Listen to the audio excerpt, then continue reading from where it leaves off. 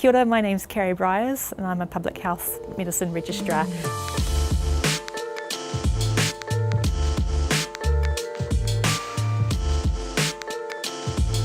I'm originally from up north in a small rural town called Dargaville, and my whakapapa extend up to the Hokianga area, and I'm currently down here in Auckland doing my registrar training for public health medicine. I was raised originally by my dad, and we later found out that he was quite unwell with cancer, and he went away and got treatment, and in that process I also got shifted around to other people. I went around and lived with different people like my teachers and whānau and extended whānau around Dargaville. So I kind of became like the community child in a way. When I was younger I considered studying all sorts of things. I had a massive interest in nutrition and that came from my interaction I had with doctors. I was quite interested in law, partially because of the court processes we had to go through when I was younger, but medicine I never considered. What inspired me into my profession now is, I think it was a part of the events that happened with my dad becoming unwell. As I was being shifted around different whānau, I saw the healthcare problems in those whānau that I was still seeing in what I had with my dad. And so I started asking the questions, what is it that prevents my people from going and accessing healthcare earlier than what was stopping them from going to see the healthcare that they needed to get? And from a superficial point of view, from an immediate point of view, I realised it was time priority. So a lot of people would rather work than go get a health checkup. Fare was a big thing, and transport was the other thing. We lived quite far out, so getting to Whangarei or getting to Dargaville was the cost of $20, which was the cost of a meal for dinner. So a public health registrar is someone who deals with anything that can kind of threaten the public. If there's a disease outbreak that may spread beyond more than one person, then that's generally a public health thing. If there's a disaster which may have a health cause or health threat, then generally public health will go down and deal with that. They also do policy changes as well, so we look at the more upstream factors. So yes, someone might have a chest infection and they come to the hospital, but why?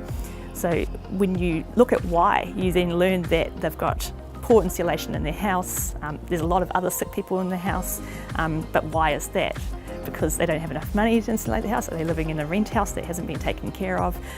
So all those kinds of questions. I ask the but why questions, and then I use my tools to either generate policy to try and change that for those people, or sort of use education, or just sort of get in the house and get in there and do some things with them to try and help them improve their health. The choice of the university was mainly to be close to home. Oakland University was the closest university that I could get to Dargaville. Otago was just a little bit too far for me personally. I went through a program called Whakapikiake, which is where they get rangatahi into Māori health workforce, and so from there I did a certificate in health science, which is the foundation course for health science. I entertained the idea of medicine at that point, but I still felt a little bit overwhelmed about university.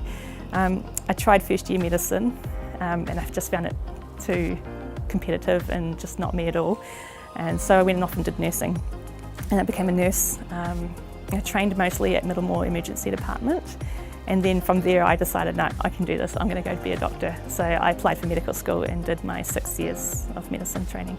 My biggest support system was probably the Māori Pacific Admission Scheme. They provided me with tutors. I'd just go to them and say, I don't understand this, I don't understand that, can you get someone to help me with it? And just off the cuff they'd just find somebody. They gave me a full-time tutor as well, who is now my lifetime partner. So it was kind of uncanny, but and they provide you with a place to study. They provide you with food if you're hungry. Yeah, so that's been the biggest support. The most challenging part about what I do is I'm just starting out in my training, so there's two main components, which is basic training, and then you go into the advanced training, which is where you start to work out in the communities a bit more. And the other challenging part, I would say, is that I'm the only Māori in public health register training, so I'm working on my own. I've got a wider community, but at the moment I'm the only registrar there, so it'd be nice to have some more come through. With more Māori in public health, I think we could create a complete societal change. The focus would change completely. At the moment, when you come into the hospital, we only deal with what we can see, the disease that we can see, but we know it's bigger than that. I feel that with Māori, there'll be a safe way into the hospital, a safe way for whānau, and then on top of that, we're going to ask the but why questions.